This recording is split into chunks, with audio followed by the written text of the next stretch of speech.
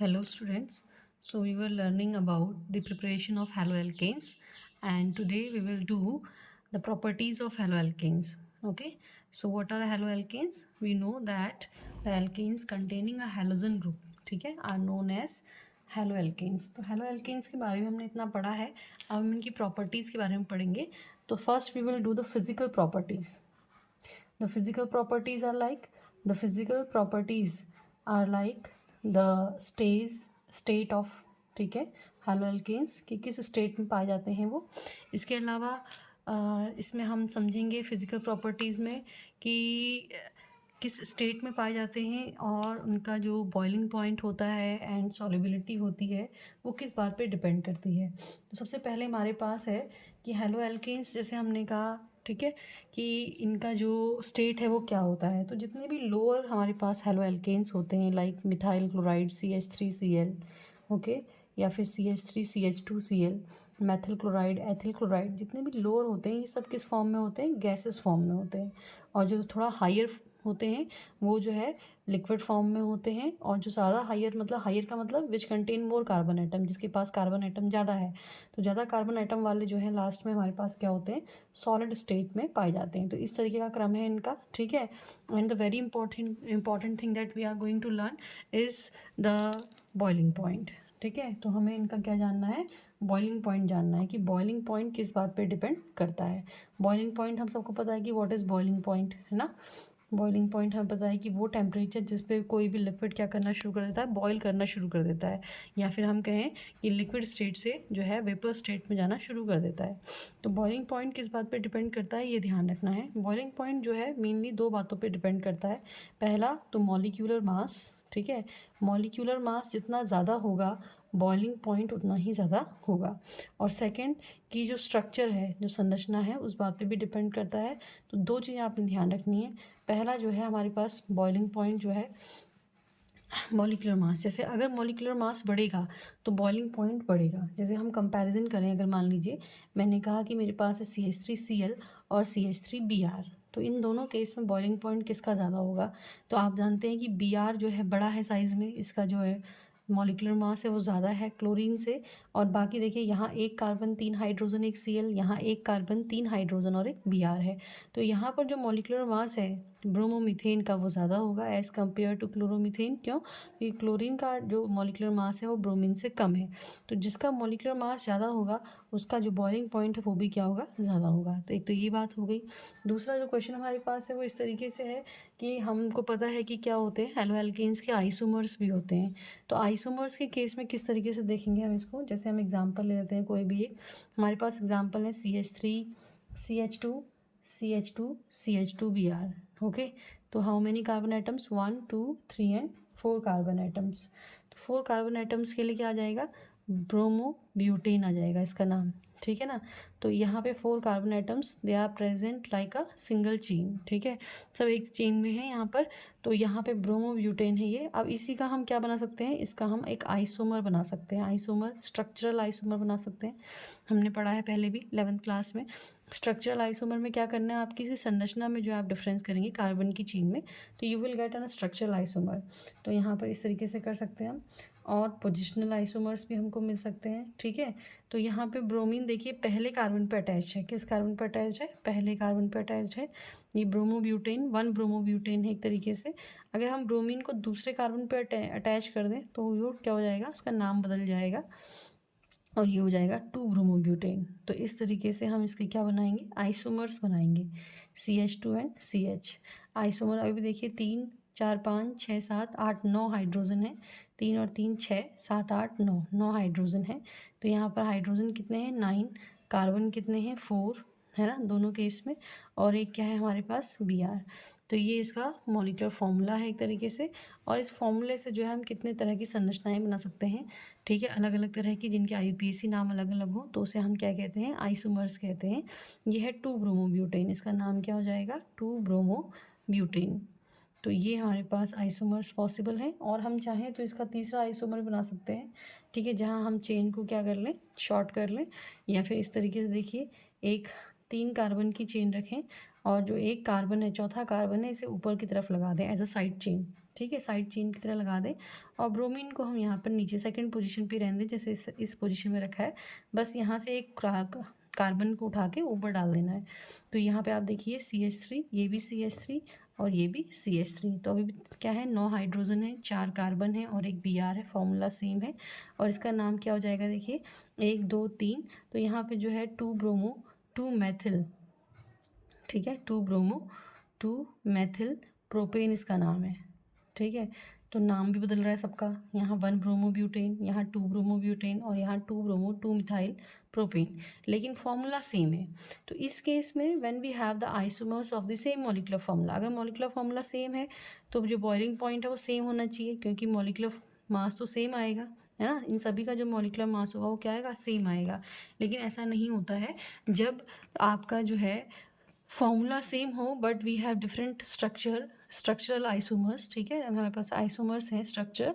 तो उस केस में हमें देखना होता है कि किसका बॉइलिंग पॉइंट ज़्यादा होगा और किसका कम होगा, ये समझना है। तो यहाँ पर जो एक स्ट्रेट चेन कंपाउंड है, सीधी चेन वाला कंपाउंड है ये, ठीक है, ये भी सीधी चेन वाला कंपाउंड है, लेकिन इसमें Br सेकंड पोजीशन पे है। लेकिन ये एक सीधी चेन वाला कंपाउंड तो है ही है, लेकिन साथ में इसमें क्या है, साइड चेन भी है, यानी कि 2 साइड चेन भी लगी हुई हैं। तो यहाँ पर क्या होता है, जो एक सीधी स्ट्रेट चेन का कंपाउंड होता है उसका जो बॉइलिंग पॉइंट है वो हमेशा ज़्यादा होता है as compare to what, branched compound. Branch compound के मुकाबले एक स्ट्रेट चेन कंपाउंड का जो बॉइलिंग पॉइंट है वो हमेशा क्या होगा, ज़्यादा होगा, ये आपने ध्यान रखना है। तो यहाँ 1 ब्रोमो ब्यूटेन का जो बॉइलिंग पॉइंट है वो ज़्यादा होगा as compare to 2 bromo butane and as compare to 2 bromo 2 methyl propane. ये और ज़्यादा ब्रांच है, इसमें 2 शाखाएँ निकल आई, इसमें एक ही शाखा है, इसमें कोई शाखा नहीं है ना। साइड चेन का मतलब शाखा, ठीक है, जो किनारे पे ना हो के क्या हो, बीच में हो।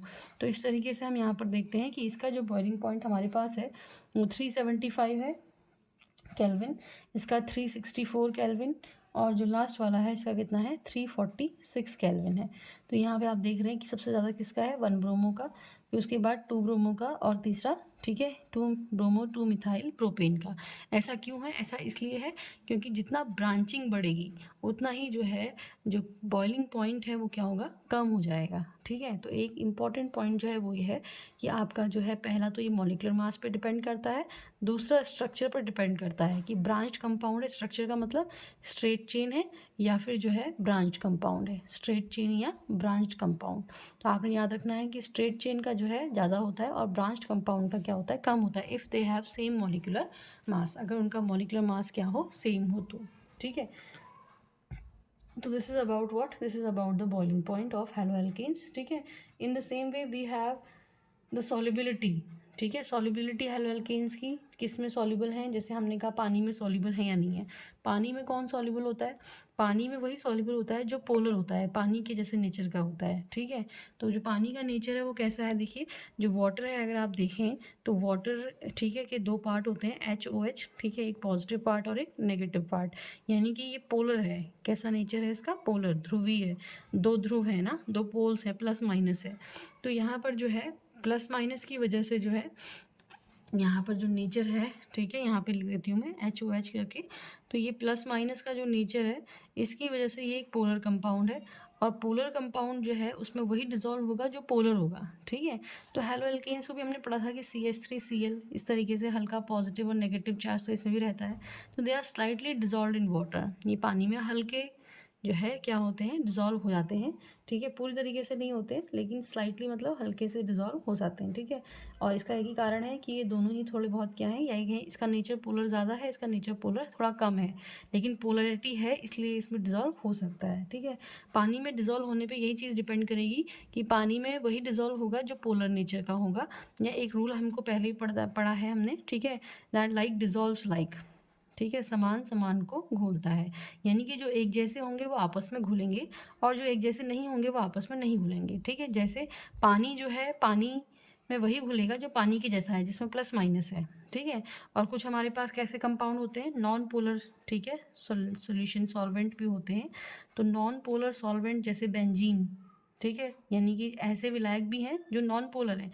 पानी कैसा विलायक है? पोलर है, ये पोलर सॉल्वेंट है। ठीक है, तो इसमें वही डिजोल्व होगा जो पोलर होगा, और नॉन पोलर सॉल्वेंट में कौन डिजोल्व होगा? जो कि कैसा होगा? नॉन पोलर, यानी कि जिसमें पोल्स नहीं होंगे, प्लस माइनस नहीं होंगे।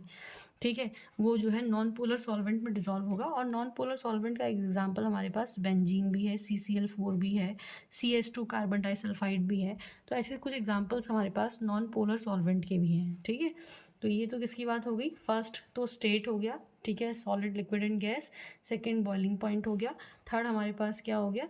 दैट, ठीक है, यहाँ पे हम कह सकते हैं कि ये क्या है? This is solubility. Third term जो हमारे पास है वो है सॉल्युबिलिटी। सॉल्युबल पानी में होंगे या फिर किस में होंगे? नॉन पोलर सॉल्वेंट में होंगे या पोलर सॉल्वेंट में होंगे, ये हमें समझाना है। ठीक है, next is very very important about the chemical reaction of the haloalkanes. ठीक है, हम पहले हेलोएल्केन्स को कंप्लीट करेंगे और उसके बाद हेलोएरीन्स की रिएक्शंस को पढ़ेंगे। ठीक है, तो पहले हमने क्या करना है? केवल हेलोएल्केन्स करना है। ठीक है, तो हमने हेलोएल्केन्स की प्रिपरेशन पढ़ ली, फिजिकल प्रॉपर्टीज़ पढ़ ली, and now we will do the chemical properties of, ठीक है, haloalkanes. So in chemical properties of haloalkanes the very important point is what? सबसे ज़्यादा इंपॉर्टेंट पॉइंट जो हमारे पास है वो ये है कि किस तरीके से जो है आप दिखाएंगे कि कैसे रिएक्शंस ये देते हैं। ठीक है, तो सबसे इम्पॉर्टेंट रिएक्शंस जो हमारे पास यहाँ पर हेलोएल्केन्स की हैं वो क्या क्या है? देखिए, फर्स्ट जो है वो है न्यूक्लियोफिलिक सब्स्टिट्यूशन रिएक्शन। ठीक है, केमिकल रिएक्शन हम कर रहे हैं यहाँ पे, रासायनिक अभिक्रियाएं। ठीक है, वो बच्चे जो हिंदी में पढ़ते हैं, इंग्लिश में पढ़ते हैं, दोनों चीज़ों में हम थोड़ा थोड़ा समझ सकते हैं इसको। इसमें जो फर्स्ट रिएक्शन है वो है न्यूक्लियोफिलिक सब्स्टिट्यूशन, प्रतिस्थापन। ठीक है, सब्स्टिट्यूशन रिएक्शंस। ठीक है, तो इसमें कैसे रिएक्शंस? न्यूक्लियोफिलिक का मतलब क्या होता है? नाभिक रागी होता है हिंदी में। ठीक है, क्या होता है? नाभिक रागी। और सब्स्टिट्यूशन का मतलब क्या होता है? प्रतिस्थापन। आपने सब पढ़े हुए हैं थोड़ा थोड़ा। ठीक है, तो नाभिक रागी क्या होते हैं पहले ये समझेंगे, और प्रतिस्थापन क्या होता है और कैसे होगा ये समझेंगे। ठीक है, तो नाभिक रागी, प्रतिस्थापन। नाभिक रागी मतलब जो नाभिक से प्रेम करता है, और नाभिक कैसा होता है? धनावेशित होता है। नाभिक कैसा होता है? हमेशा धनावेशित। ठीक है, तो यानी कि जो धनावेश से प्रेम करता है। ठीक है, धनावेशित प्रेमी कह सकते हैं हम इसको। और धनावेश को कौन प्रेम करेगा? जो खुद कैसा होगा? ऋणावेशित होगा। ठीक है, तो ऋणावेशित जो है वो धनावेशित की तरफ अट्रैक्ट होगा। ठीक है, तो यहाँ पर जो नाभिक रागी है वो क्या होते हैं? ऋणावेशित आयन या फिर, ठीक है, अणु होते हैं, आयन या अणु होते हैं। जैसे एग्जाम्पल देख सकते हैं हम, इसका एग्जाम्पल क्या क्या हो सकता है? देखिए, OH माइनस हो सकता है इसका एग्जाम्पल। माइनस है, प्लस पे अटैक करेगा, नाभिक रागी पे अटैक करेगा। नाभिक रागी है यानी कि नाभिक से प्रेम करने वाला है। ठीक है, ऐसे ही बहुत सारे एग्जाम्पल्स भी हो सकते हैं जिसमें हम माइनस ले सकते हैं, और माइनस के अलावा Cl माइनस ले सकते हैं, इसके अलावा CN माइनस ले सकते हैं, कुछ भी जो माइनस हो।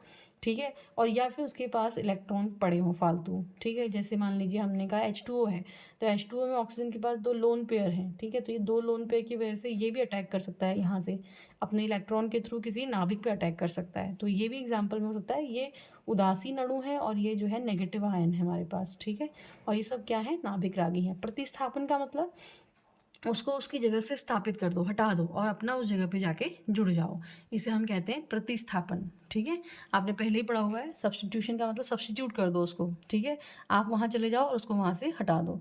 तो ये हमारे पास नाभिक रागी प्रतिस्थापन है। इसमें हमारे पास, ठीक है, सबसे इंपॉर्टेंट रिएक्शन है ये। जितनी भी रिएक्शंस हैं यहाँ पे सभी इंपॉर्टेंट है। तो नाभिक रागी प्रतिस्थापन अभिक्रिया में जो है सबसे पहले हम यहाँ पे पढ़ेंगे कि ये क्या होती है। ठीक है, जैसे अभी मैंने आपको बता दिया कि क्या होती है, डेफिनेशन तो समझाई दी क्या होती है। ठीक है, यानी कि जहाँ पे कोई नाभिक रागी क्या करे? अटैक करे नाभिक पे, और वहाँ पर जो भी चीज़ है उसको वहाँ से सब्स्टिट्यूट कर दे, वहाँ से निकाल दे। जैसे कोई एग्जाम्पल हम ले सकते हैं। ठीक है, तो यहाँ पर नाभिक रागी प्रतिस्थापन भी जो है 2 तरह का होता है। ठीक है, तो यहाँ पे डिफरेंस बहुत ज़्यादा आता है, पूछा जाता है कि किस तरीके का होता है। पहला SN1 और दूसरा जो है वो है SN2 रिएक्शंस। ठीक है, एक नाभिक रागी प्रतिस्थापन को हम SN1 कहते हैं।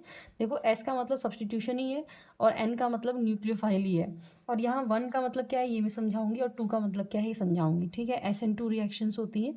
नाभिक रागी प्रतिस्थापन, नाभिक रागी प्रतिस्थापन, एक 1 है और एक 2 है। ठीक है, तो जो 1 है उसका क्या मतलब है? जो 1 है उसका मतलब है एक आणविक, यूनिमोलिक्यूलर।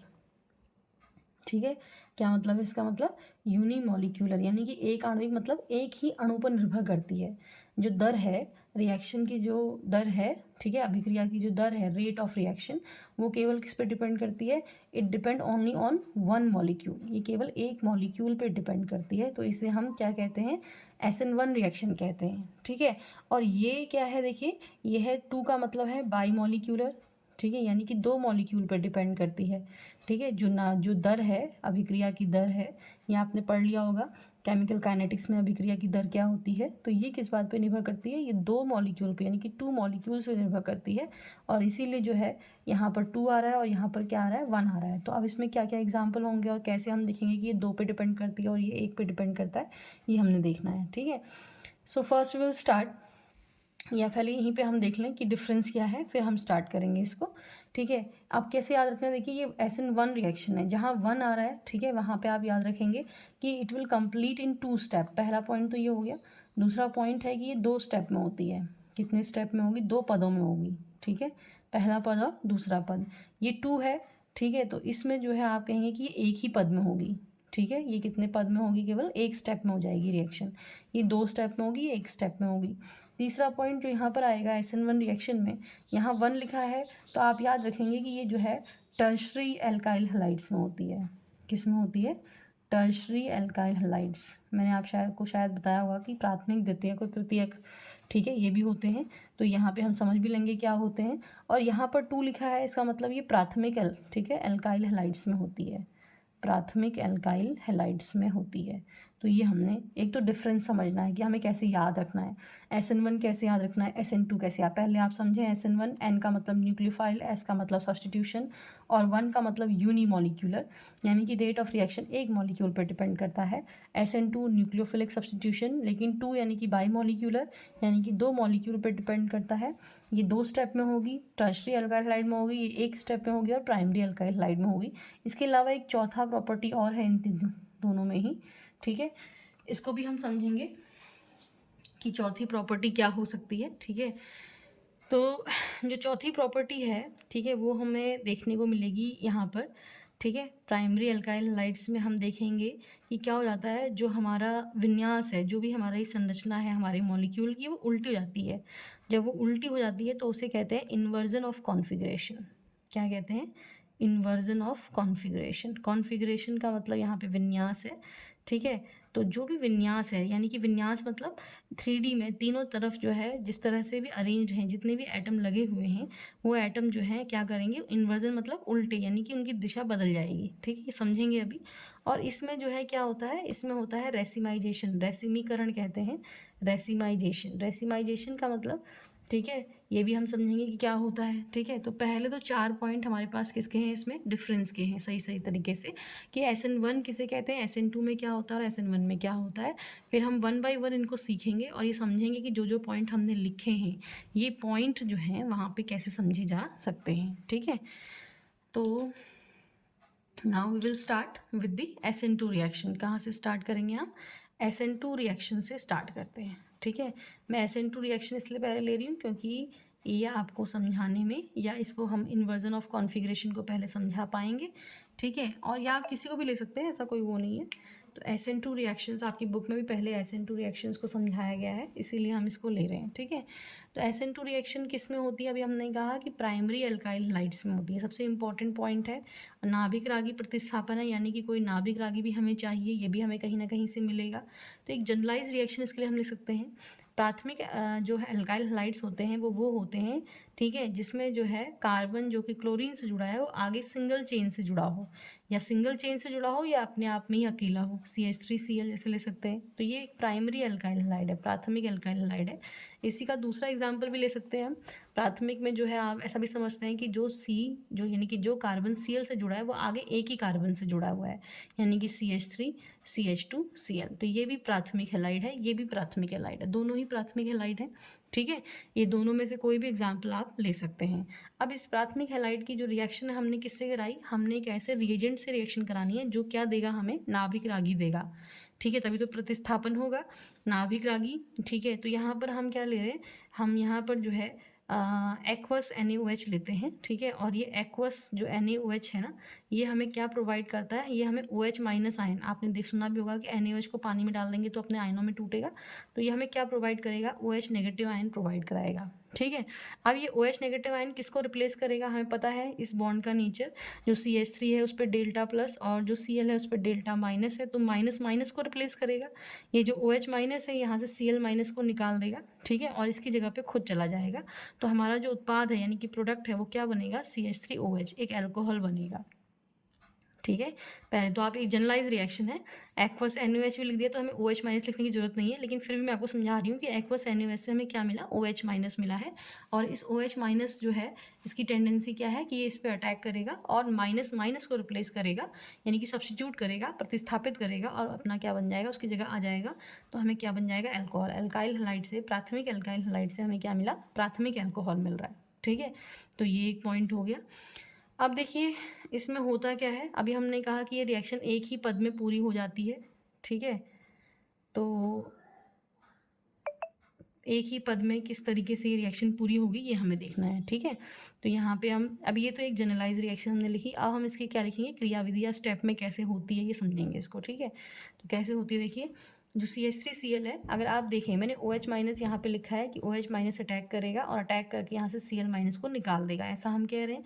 लेकिन क्या OH माइनस फ्रंट से अटैक कर पाएगा, मान लीजिए मैं इस तरीके से लिखूँ कि ये है CH3Cl, ठीक है। अगर हम इसकी क्रियाविधि पढ़ना चाह रहे हैं या जानना चाह रहे हैं कि इस पर OH माइनस अटैक करेगा, तो OH माइनस, ये भी माइनस है हमें पता है, ये प्लस है, तो जो माइनस है वो तो किस पे अटैक करना चाहता है, प्लस पे ना, नाभिक रागी है ना वो, माइनस है, प्लस पे अटैक करना चाहता है, ठीक है।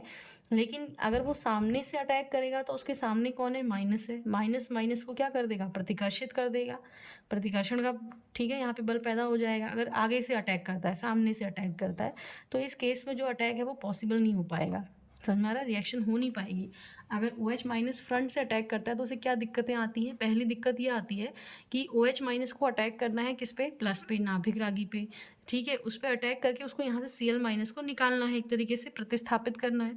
लेकिन माइनस अगर फ्रंट से आता है तो ये भी माइनस है, ये भी माइनस है, यहाँ पे प्रतिकर्षण का बल शुरू हो जाता है, जिसकी वजह से OH माइनस जो है फ्रंट से अटैक नहीं कर पाता है। तो अब क्या हो, ठीक है, अब ये होगा, हमने कहा एक ही पद में रिएक्शन होनी है, ये भी अभी हमने कहा, और हमने ये भी समझना है कि ये रिएक्शन कैसी है, बाइमोलिक्यूलर है, ठीक है, द्विआण्विक है। तो यहाँ पर क्या होगा, ये फ्रंट से अटैक ना करके कहाँ से अटैक करेगा, बैक से अटैक करेगा। अगर आप देखें OH माइनस अगर बैक से अटैक करेगा तो कर सकता है आसानी से, क्योंकि 3 हाइड्रोजन्स हैं और ये तीनों जो है हल्के अणु हैं, और ये अपने आप को क्या करेंगे, अरेंज कर लेंगे और यहाँ से इसको जगह देंगे अटैक करने की। जब ये पीछे से अटैक करेगा तो इसको कोई प्रतिकर्षण का बल नहीं मिलेगा क्योंकि वो तो आगे है, और ये कहाँ पर अटैक करेगा, सीधा प्लस पे अटैक करेगा, कार्बन प्लस पे, ठीक है, नाभिक रागी पे अटैक करेगा इस तरीके से।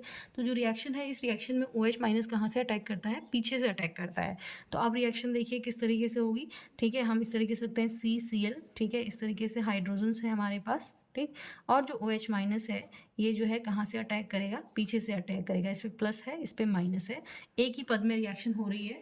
और इस पद में जो है पहले क्या बनेगा, एक मध्यवर्ती बनेगा, इंटरमीडिएट बनेगा, देखिए, ठीक है, यहाँ पे क्या होगा, ये जुड़ेगा और ये जो है यहाँ से निकलने की तैयारी करेगा। तो इंटरमीडिएट या मध्यवर्ती क्या होते हैं, बहुत अनस्टेबल होते हैं, अस्थायी होते हैं, बहुत कम समय के लिए बनते हैं और उसी समय जो है उत्पाद में बदल जाते हैं।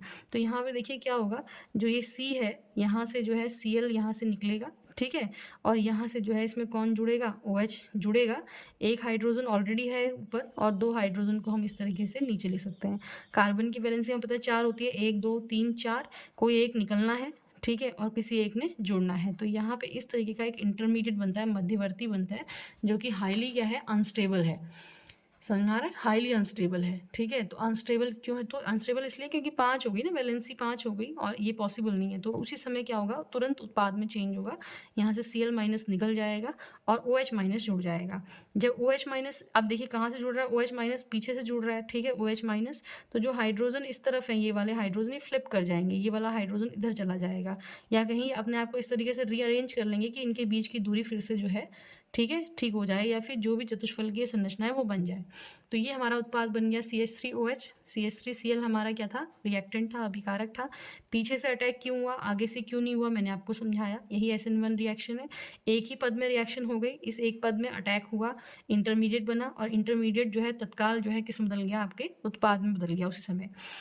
तो रिएक्शन एक ही पद में हो रही है। हमारे पास दो अभिकारक हैं, एक ये और एक ये। एक हमारा प्राइमरी, ठीक है, एल्काइल हलाइड, ठीक है, और दूसरा जो है हमारा कौन है, हमारा नाभिक रागी है ये, ठीक है। ये नाभिक रागी और ये दोनों आपस में जो है जुड़कर क्या बना रहे हैं, हमारे उत्पाद को बना रहे हैं। अब आप देखिए अंतर क्या है, यहाँ Cl किस तरफ था, राइट हैंड साइड पे था, लेकिन यहाँ जो OH जुड़ा है वो किस तरफ है, लेफ्ट हैंड साइड पे है।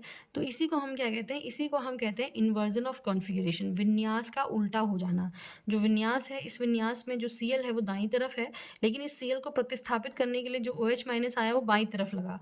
क्यों लगा, क्योंकि वो फ्रंट से अटैक नहीं कर पाया, पीछे से अटैक किया। इस वजह हमें पता है कि क्यों हुआ है, ठीक है। तो ये इस वजह से अब देखिए इसका जो विन्यास है, इसका जो संरचना है उसमें अंतर आ गई, और इसी को हम क्या कहते हैं, इन्वर्जन ऑफ कॉन्फ़िगरेशन कहते हैं। पहली बात तो ये समझिए कि इन्वर्जन ऑफ कॉन्फ़िगरेशन क्यों हुआ इसमें, इसलिए हुआ क्योंकि जो पोजीशन है Cl माइनस की वो दाईं तरफ है, और जो पोजीशन OH माइनस की है या OH की है वो किस तरफ है, लेफ्ट हैंड साइड, उल्टा जुड़ा है वो, ठीक है। तो इसे इन्वर्जन ऑफ कॉन्फ़िगरेशन कहते हैं।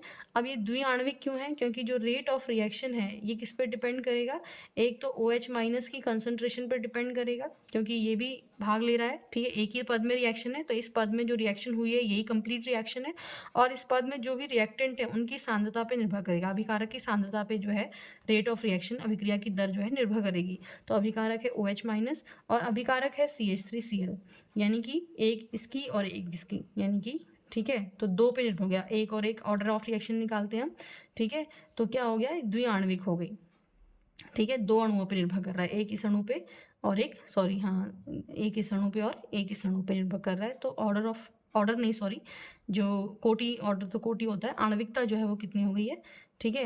आणविकता जो है वो दो, यानी कि दो अणुओं पे निर्भर कर रहा है, इसीलिए हम इसे क्या कहते हैं, द्विआण्विक, ठीक है, बायमोलिकुलर रिएक्शन कहते हैं, ठीक है। This is about what, this is about the SN2 reaction. ये किसके बारे में बात करी हमने, SN2 रिएक्शंस के बारे में बात की है, ठीक है। तो इतना आप समझ लें पहले अच्छे से, और इसको बार बार देखें, ठीक है। अगर नहीं समझ में आता है तो फिर से पूछें, कमेंट्स करें, और अगर आ गया है तो वेरी गुड, ठीक है। इसके आगे हम फिर SN1 रिएक्शन को कंटिन्यू करेंगे, ठीक है, in next session. Thank you all of you.